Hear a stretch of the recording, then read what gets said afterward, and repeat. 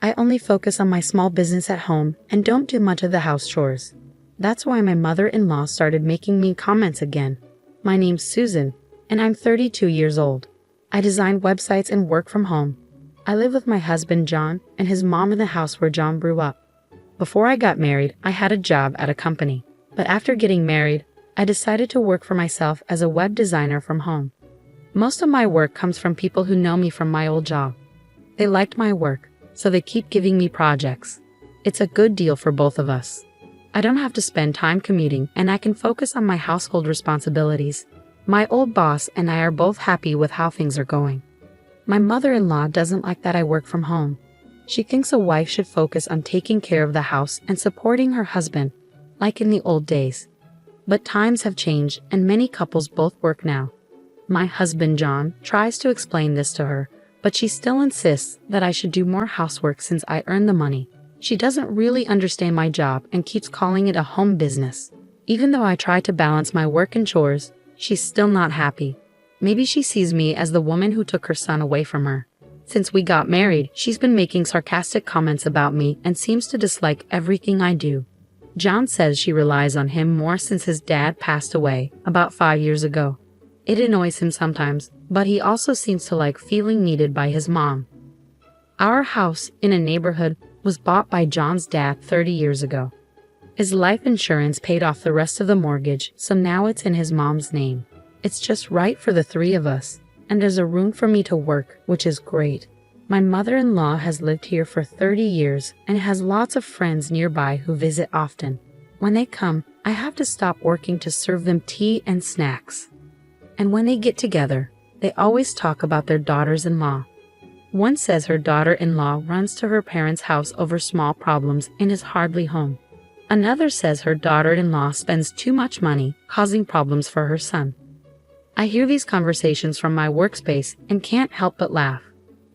They seem to compete over who has the worst daughter-in-law, never saying anything good about them. When one friend praises me for managing work and house chores, my mother-in-law doesn't seem happy. She dismisses my work as just a small business and wonders how much I make. Then another friend talks about how her wife spends her part-time job money on herself, while her husband's money is for everyone. They all laugh. My mother-in-law starts talking about how things were different in her day, but I tune her out with my headphones. I've heard these stories before, and they often disrespect modern wives. I focus on my work and block out the noise. One evening at dinner, John casually mentioned wanting to buy a new car. I've been thinking about getting a new car. Is that okay? He asked. My mother-in-law snapped back, wondering why he needed my permission. John quickly tried to calm her down, saying it would be a car for all of us, so he couldn't decide on his own. Despite John's explanation, my mother-in-law kept arguing with him. Since you're the only one with a driver's license, you should choose the car you want, she insisted. Poor John, who usually listens to his mother, looked at me for help. You decide, he said, feeling stuck. Frustrated, I told him, fine, don't keep asking for your wife's opinion, just make the decision yourself. John always checks with either me or his mother about everything. It's nice that he's considerate, but sometimes it's frustrating how unsure he can be. His dad, my father-in-law, used to make decisions on his own, and my mother-in-law often complained about it. Growing up seeing this, John thinks it's wrong to be too assertive. But my mother-in-law, who had a controlling husband, believes that's how a husband should be. My mother-in-law's dissatisfaction with John always seeking approval falls on me. She blames me, saying, Susan is always nagging John. That's why he's like this. I was surprised and didn't know how to respond. John chimed in, blaming me too, saying, yeah, Susan is always complaining. That's why I can't decide on my own. I tried to defend myself, but it didn't help. John always takes his mother's side. We've been married for 2 years, but he's never stood up for me in front of her. He apologizes later, saying I'm the most important to him, but I'm losing trust. He seemed caring at first, but he never backs me up. I'm starting to question our relationship. Kindness and indecisiveness are different. I wish he'd stand up to his mother. About a month later, John's new car arrived. The smell of a new car is the best. Let's all go for a drive on my next day off, he said happily. His excitement spread, even to my mother-in-law. She commented on the car's cost, hinting it was paid from John's salary. Ignoring her, John enjoyed exploring the car. I was shocked at its expense. There's a limit, even though I said he could choose, I thought. John came inside, still thrilled. I asked, "How much did it cost?" He casually replied, $60,000. Seeing my reaction, he asked, "But you said I could get any car, right?" My mother-in-law quickly sided with my husband, saying, "You let John decide, so don't complain now." While I did leave the decision to him, I also hope he'd consider our finances. Ignoring her, I asked my husband, "Where's the money coming from?" He hesitated, then admitted he was paying with a loan. Instead of addressing this, my mother-in-law shouted, "Susan, don't complain, you're not the one paying." I wasn't sure if she was mad because I ignored her, or because of what I said to my husband, but she gave me a fierce glare. "You're always complaining, even though you're living off John's salary," she said harshly. I defended myself, saying, "I have a job too." But my mother-in-law dismissed it, saying I didn't earn much with my part-time job compared to John's $5,000 a month. I was about to explain that was my salary, but when I looked for my husband, he had disappeared. I couldn't take it anymore. My mother-in-law even went as far as saying she wanted a daughter-in-law like me to leave soon. I had been patient, but I was done. Discussing my salary seemed ridiculous, and I didn't care anymore. Feeling frustrated with my mother-in-law's comments and my husband's attitude, I couldn't understand why he caused this argument in the first place. His usual indecisiveness had sparked it all over again. "Okay, I'll leave then," I said, heading to my home office. I grabbed my laptop and essentials and left the house, telling my mother-in-law I'd come back for the rest of my stuff later. She glared at me with a frightening expression, while my husband stayed in his room. As I left, my still angry mother-in-law shouted, "Make sure you've signed the divorce papers next time you come here." Did you hear me? It shocked me to hear her use such harsh language for the first time. Ignoring her, I stormed out of my in-laws' house. I wasn't sure if she was angry because I said I would leave as she asked, or because I confronted my husband about the money. Regardless, I knew I wanted to leave that house as soon as possible. After storming out of my husband's parents' house, I went back to my own parents' house for the time being. My mom was surprised and asked what happened suddenly. My dad, seeing my unusual expression, seemed to understand the situation. "I don't know what happened, but you can stay here as long as you need to," he assured me. I didn't hear from my husband afterward. The man who used to cherish me before our marriage was nowhere to be found. I couldn't help but feel foolish for not seeing that he only listened to his mother. Talking to my parents about what happened at my husband's house helped calm me down. "You don't have children, so it's better to divorce sooner rather than later," my mom advised, and I agreed. On the weekend, my father helped me move my belongings out of my husband's house. My husband was nowhere to be found, and my mother-in-law stayed in her room.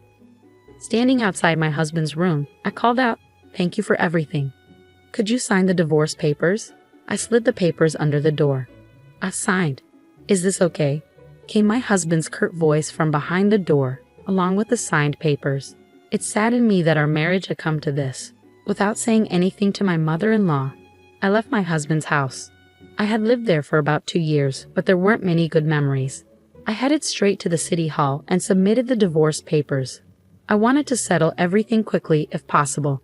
After the divorce, I stayed at my parents' house and continued working there. I thought about renting a room and living alone, but my mom insisted I stay with them for safety reasons. My dad agreed, worried about John and his mom possibly causing trouble. Though I didn't think they would, I felt more comfortable being with my parents. Luckily, I could work from anywhere, so I decided to stay home for a while. About 2 months passed, and I had almost forgotten about my ex-husband and ex-mother-in-law when I started getting calls from an unknown number. At first, I thought it might be a wrong number, so I didn't answer. But the calls kept coming. Reluctantly, I listened to my ex-husband's voice on the phone. "Why didn't you answer sooner?" He sounded flustered. "It's an unknown number, and besides, we're not connected anymore," so I was going to hang up. I replied, ready to end the call. But then he rushed to say, Wait, I can't get my smartphone to work." "Why is that?" He sounded desperate. "I'm not sure. You should contact your phone company," I suggested. Then something dawned on me. "Did you not deposit money into your bank account when we were married?" I used to deposit money from my salary for public utilities. His salary went into the same account, but it was usually a small amount. He sold health food products, but his income was low because of the commission system. Some people made good money with lots of orders, but he didn't do as well. He mostly received the basic salary, so only a few $100s went into the account. I had been depositing money into the payment account every month, but for the past 3 months, it was only his salary. The argument about the car and me leaving the house happened in the middle of the month. That meant the payment for the new car might have already started. My ex-husband fell silent on the other end of the phone. I've been managing everything with my own salary. From now on, you'll have to figure it out on your own, I informed him. I wanted to say Sergio, but I held back and hung up the phone. My ex-husband probably never told his mother how much he earned. She didn't realize that most of our expenses were covered by my salary since our marriage. John must have felt embarrassed to admit he earned less than his wife. I later learned that utilities like electricity and water are not easily shut off. The first thing to go is usually cell phone service. A few days later, on a quiet weekend morning, the doorbell at my house rang loudly. My dad answered and started arguing with someone at the front door. Seeing my usually calm father so angry, I knew something was wrong. My mom and I went to see what was happening. We have nothing to do with you anymore, so leave, my dad said firmly. My heart raced when I heard my ex-mother-in-law's voice demanding to see me. Just as my dad had predicted, she had come all the way to our home. When she saw me, my ex-mother-in-law started yelling at me with a terrifying expression on her face. Because you stopped depositing money into the account, the electricity and water got cut off. My parents and I were shocked. What did she mean by that? Just then, my ex-husband arrived, desperately trying to intervene. Mom, stop it. This has nothing to do with Susan. But my ex-mother-in-law ignored John's attempts and kept yelling. John makes $5,000. Why would the electricity and water get cut off? You're mistaken.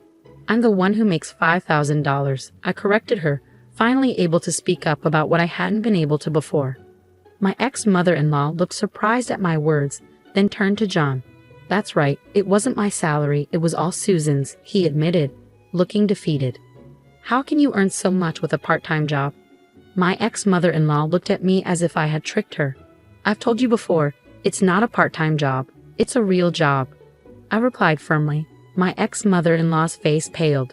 How much does John make? She asked, her voice barely audible. About $500 net, he answered quietly. There was a moment of silence, then my ex-mother-in-law said something unbelievable. Susan, can't you come back? The whole Weave Us thing was a joke, she pleaded, her tone low and submissive. It reminded me of someone trying to butter me up. What are you talking about? I'm divorced. I have nothing to do with you two anymore. I declined firmly, but my ex-mother-in-law continued to plead with me in a familiar, overly familiar way. You can just remarry John. If we start the paperwork now, it'll be fine. My dad intervened when I was too shocked to respond. We're done with you. If you don't leave right now, we'll call the police, he warned, his voice firm. My ex-husband and ex-mother-in-law hurriedly left at the sound of my dad's intimidating tone. If you show up again, I'm calling the cops right away, my father warned them as they left. What a bunch of uncouth people, my mother remarked, astonished. My father seemed even more furious. I'm glad you got out of that marriage, Susan. Later on, I heard updates about my ex-family from one of John's friends. John ended up selling his family home and land, moving into an apartment with his mother. He sold the new car too, using the proceeds to pay off remaining debts. However, instead of settling down, John wasted all his money on gambling. He vanished without a trace, leaving his mother behind, who developed dementia and had to be placed in a care facility. Meanwhile, I focused on my job and started living alone.